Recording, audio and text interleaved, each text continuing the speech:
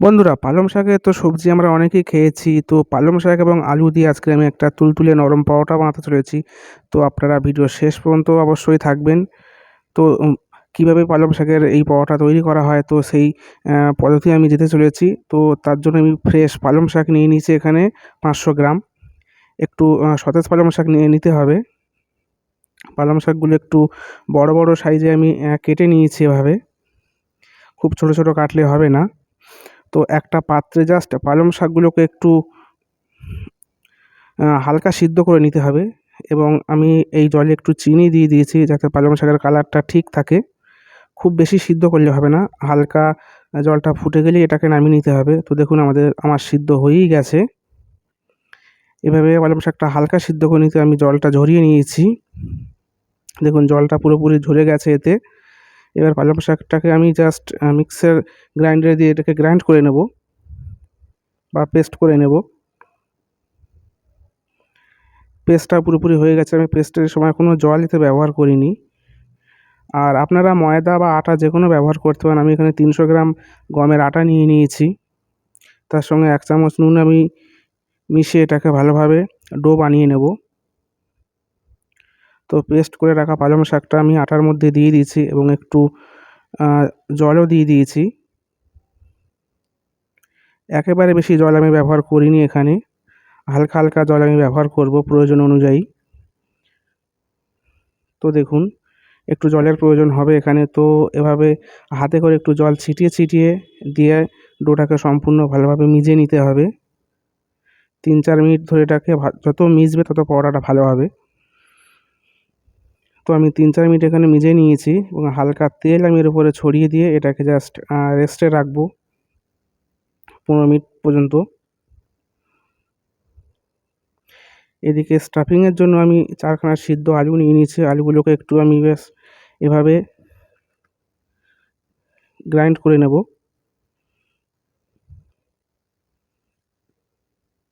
আলুগুলো আমার গ্রাইন্ড করা হয়ে গেছে। এর সঙ্গে আমি একটু কুচি কুচি করে রাখা আদা দিয়ে দিয়েছি, পরিমাণ মতো লঙ্কা কুচি, ধনিয়া পাতা কুচি, পরিমাণ মতো লবণ দিয়ে দিয়েছি। এটা জিরা পাউডার 1 চামচ দিয়ে দিয়েছি, কুচানো পেঁয়াজ, কসুরি মেথি যেটা হয়, যেটা আমি হাতের উপরে ডলে নিয়ে দিয়েছি, এটা খুব সেন্ট হয় পরোটাতে। 1 চামচ জোয়ান গুঁড়ো দিয়ে দিয়েছি। তো আমি আলুটাকে এভাবে ভালোভাবে ম্যাশ করব না, জাস্ট হালকা হালকা হাতে আমি সব মশলার সঙ্গে আলুটাকে মাখিয়ে নেব এভাবে। খুব জোরে ম্যাশ করলে এটা কাদার মতো হয়ে যাবে, তো আমি তেমন চাইনি। তো এরপরে আমি একটু পনির গ্রেট করে দিয়েছি, সেটা আপনারা দিলেও পারেন নাও পারেন, কোনো অসুবিধা নেই। আমি দিয়েছি। পনিরটাকে এভাবে হালকাভাবে এর সঙ্গে মিশিয়ে নিতে হবে। তো আমার স্টাফিংটা পুরো এদিকে রেডি হয়ে গেছে। এদিকে আমার ডোটাও সেট হয়ে গেছে। আর একটু ডোটাকে হালকা হাতে মিজিয়ে নিতে হবে এভাবে। দেখুন নরম তুলতুলে ডো তৈরি হয়ে গেছে। এবার আসা যাক বেলার পালায়। তো একটু এভাবে কেটে নিয়ে একটা লম্বা রোল বানিয়ে নিয়ে হাতের সাহায্যে এভাবে একটা লম্বা করে নিয়ে 4-5 খানা আমি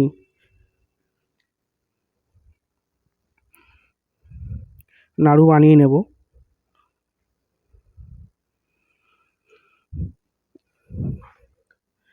আর এভাবে একটু আটা ছড়িয়ে দিয়ে বেলতে হবে। তো নাড়ুগুলো বানিয়ে আমি একটু তেল এর উপরে লাগিয়ে 4 মিনিট পর্যন্ত রেখে দিয়েছিলাম যাতে ওটা ভালো সেট হয়।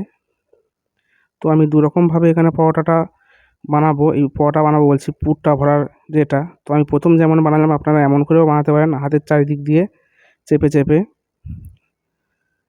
এর মাঝখানে পুরটা দিতে হবে এবং যে অবশিষ্ট ডোটা থাকবে সেটা কেটে নেবেন এভাবে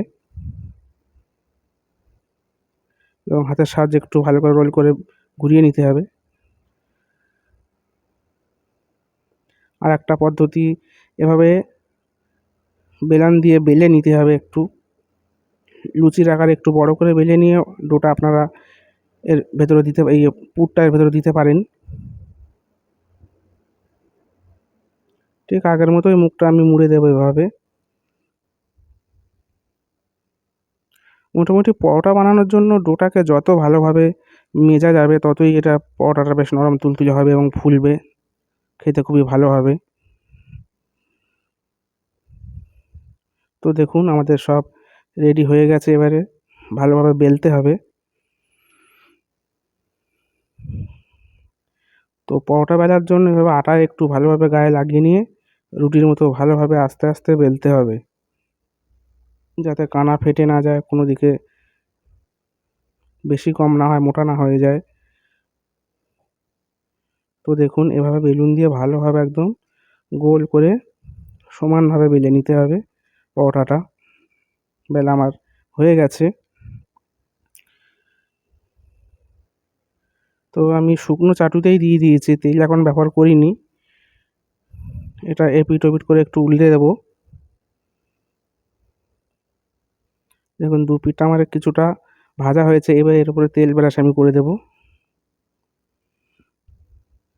সঙ্গে সঙ্গে তেলটা দিলে ফুলতে নাও পারে, সেজন্যই একটু জাস্ট ওটাকে শুকনো চাটুতে দিয়ে তার উপরে তেলটা দিলে ভালো হয়। এভাবে দেখুন পরোটাটা আস্তে ফুলতে শুরু করেছে।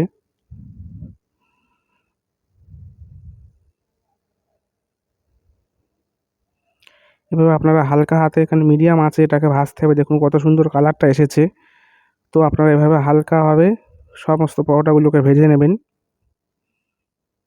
আর দেখুন এই ছোটো ছোটো ডো বানিয়ে এগুলোকে আবার পুরিও বানানো যায়। তো পুরি বানানোটা আমি দেখিয়ে দিচ্ছি।